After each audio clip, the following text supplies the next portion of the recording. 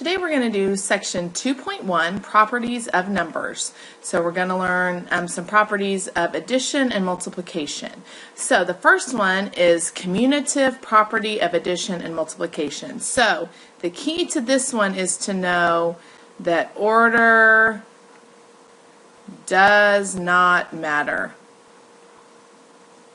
Okay, if you add two numbers one way, it's the same as if you add them the other. So for example, 6 plus 5 is going to give you the same answer as 5 plus 6. Okay? And if you do 7 times 3, it's the same as 3 times 7. So basically it's just saying it doesn't matter which order you put them in. If it's all an addition problem or all a multiplication problem, you can intertwine them. It doesn't matter. You can do them backwards. It does not matter. Okay? Associative property of addition and multiplication basically means that grouping does not matter. So grouping, so that's when you use parentheses, does not matter. So it's the same. If you have more than two numbers, sometimes we put them in parentheses. So 2 plus 6 plus 5 is the same as if you did 2 and then put the 6 and the 5 in parentheses. It doesn't matter. You don't even need the parentheses in there, but it's saying it doesn't matter if you add 2 and 6 first or 6 and 5 first. It doesn't matter. You're going to end up with the same answer. Okay, same with multiplication. So 9 times 4 times 5 is going to give you the same answer as parentheses 9 times 4 times 5, however you want to write it. Remember, you can write multiplication in different ways. You can put the little X there, okay? You can just put them all in parentheses. But anyway, it's just saying that the groups don't matter. It does not matter the order, but you have to memorize these vocab words.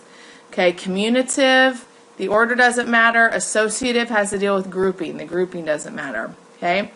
The additive identity, I think it's actually called the additive identity of addition maybe. But additive identity is just you're going to add 0.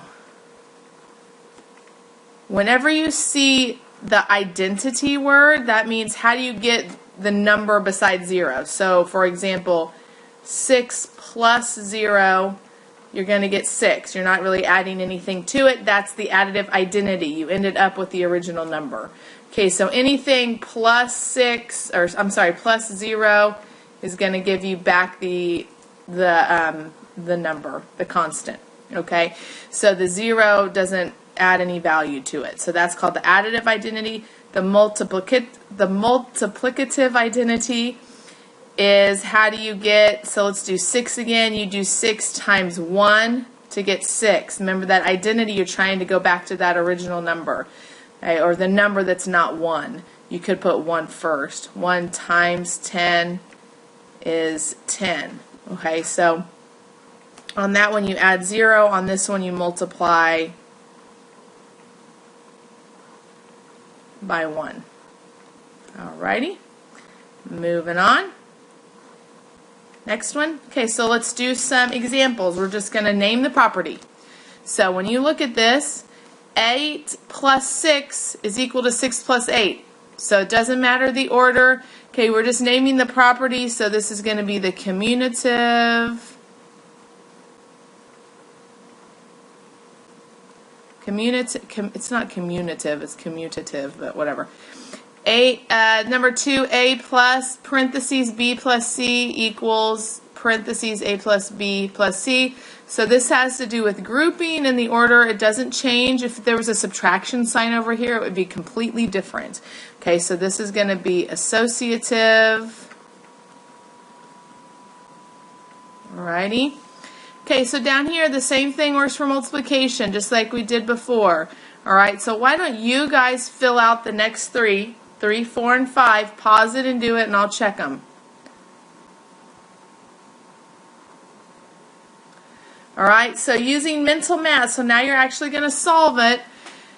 So the reasons why these properties are important is to know that you don't have to do things exactly how it says. Okay, you do not have to add this 5 plus 23 plus 65.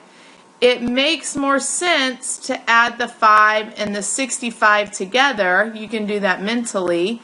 70 plus 23. Do you have to do it this way? No, but it just makes it easier to do mental math. Okay, because otherwise you're going to be adding 28 and 65. That's kind of hard to do in your head, where this is a little easier to do in your head. 93. Okay, that's the main reason for the properties, just to say it's okay. You don't have to do things all in the same order. So right here, negative 0.25 plus 4.88 plus 3.25. So if we put these two together, it's going to make our life a little easier, especially when we're dealing with decimals. You can do this mentally because this is a negative 0.25, so our signs are different, so you're actually going to subtract. So 3.25 minus 2.25 is going to give you 3, and then plus 4.88, and then you should be able to do this mentally, 7.88. There's your answer. So I want you guys to do number 8 and 9. Pause it, or I think that might be it. So pause.